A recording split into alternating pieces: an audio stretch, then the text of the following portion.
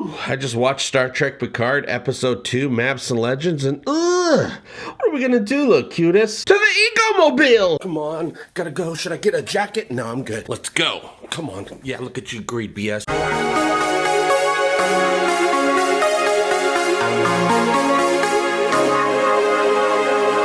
It's been a long road getting from there. Hey gang, I'm JP and welcome back to Egotastic FunTime. I just watched episode 2 of Star Trek Picard and CBS's special brand of Star Trek that brings back not only a beloved captain, but my absolute favorite captain from my absolute favorite Star Trek series, TNG, The Next Generation. Dodge ended up getting exploded because of these damn Tal Shiar Romulan idiots that beamed in and spit acid in her face and blew her up right in front of Jean-Luc Picard. That's gonna cause some bad dreams. Most of the Romulans look like Romulans. They got that protruding forehead thing that Romulans have. Some of them have regular Romulan hair. Some of them just have different haircuts.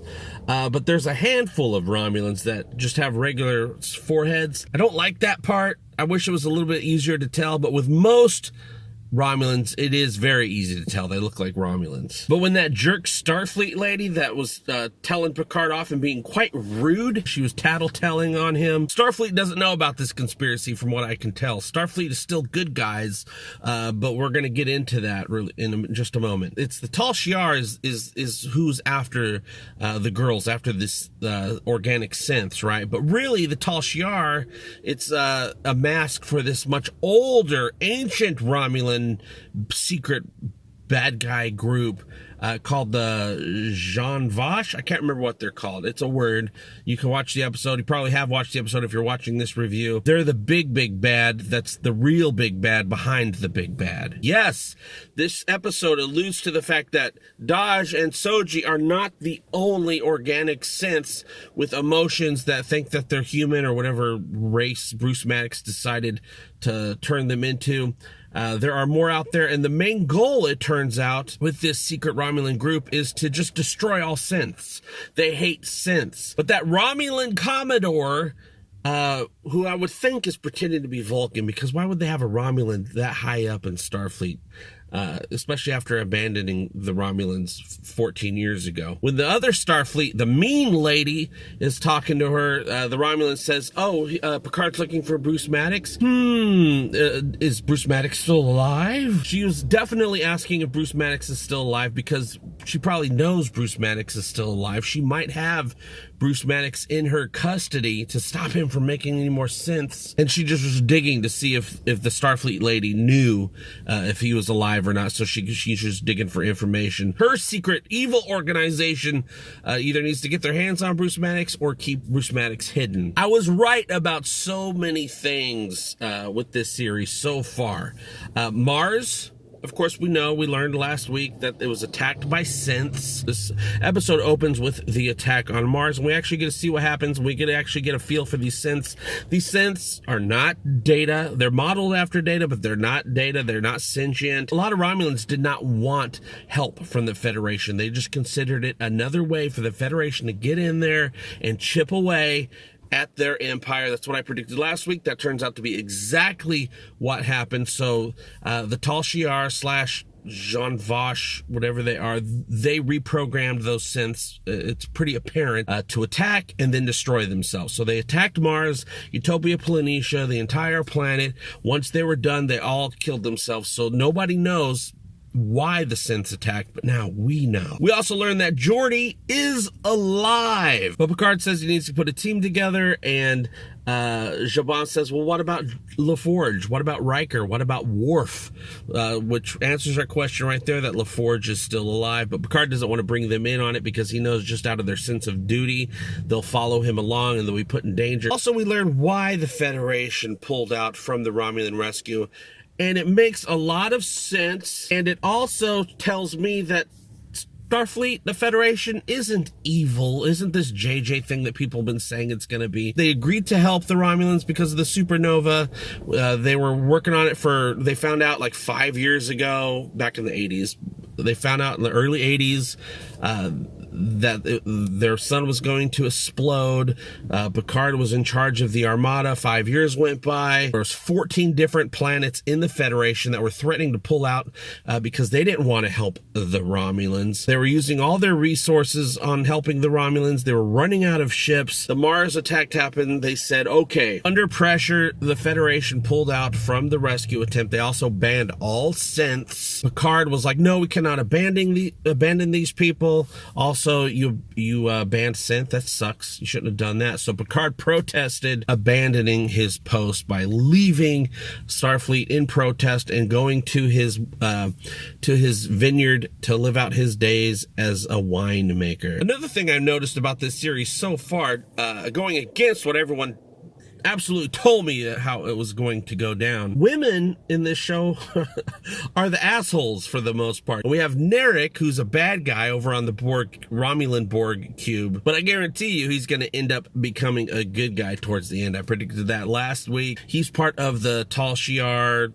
covert plan to infiltrate and to interrogate Soji to find out more about these organic synths. In this episode, he interrogated her with his penis, and it seems that there's secret covert Romulan people embedded into Starfleet and the Federation to make sure things keep going a little bit badly. The Federation are still good people. They thought the decision they made, they thought was going to be the best thing to help make the lives better of the worlds that are in the Federation. We also find out in this episode something that I predicted like 6-7 months ago. Jean-Luc Picard is suffering from Irumodic syndrome. He has this syndrome. That's where the dreams are coming from. That's why these mood swings are happening. It's really cool that we got this doctor. I originally thought it was going to be the doctor was from the same race as Wesley's ex-lover, the Traveler. He was Picard's doctor back on the Stargazer, which was a nice nostalgic nod, but at the same time it was brand new. We don't know much about Picard's years on the Stargazer, so it was nice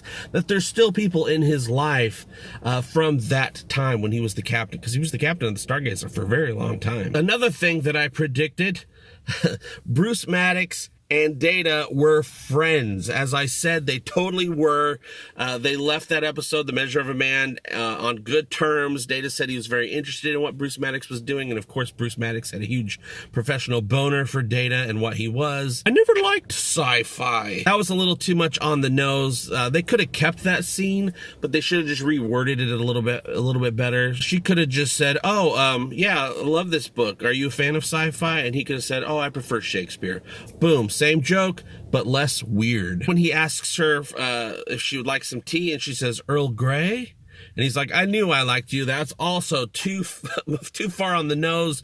Could have totally been rewritten more naturally to say, would you like some Earl Grey? And she goes, that's my favorite. And then he can say, I knew I liked you for some reason. Boom. That's a natural way that conversation would have gone down. We also learn why the Romulans have this cube. Apparently the cube is just a broken down Borg cube. It's disconnected from the collective. The Romulans seized it, took control of it, and now scientists from the Federation, Starfleet scientists, and non-Starfleet Federation scientists work on this cube to study and to learn stuff. It's a research facility. They're reclaiming the Borg that were, people that were assimilated and turning them, trying to get them back to what they once were as close as they can.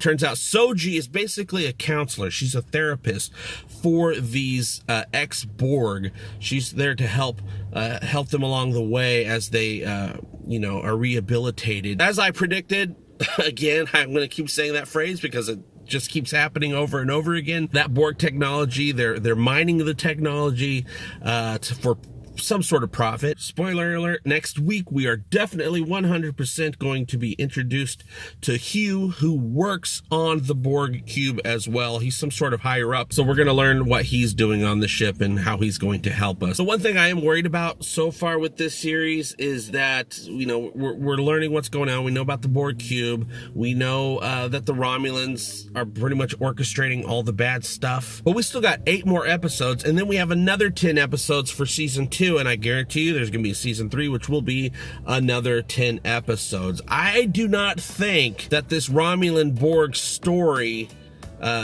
is going to be able to last for 3 seasons. There's going to have to be some new players that come into the story. Non-poop emoji, Klingons, please, and thank you, CBS. I personally wouldn't be interested. Oh, these Romulans and these Borgs and these secret covert blah, blah, blahs for 3 seasons. So I'm hoping they have plans. I'm sure they have plans to really up the stakes every season and have interesting things going on, because right now, so far, 2 episodes in, even though I was assured I would hate it, so far I love the show more this episode than I even did the last episode. No guarantees for any episode, because that's just not how my brain works, because that's what CBS has done.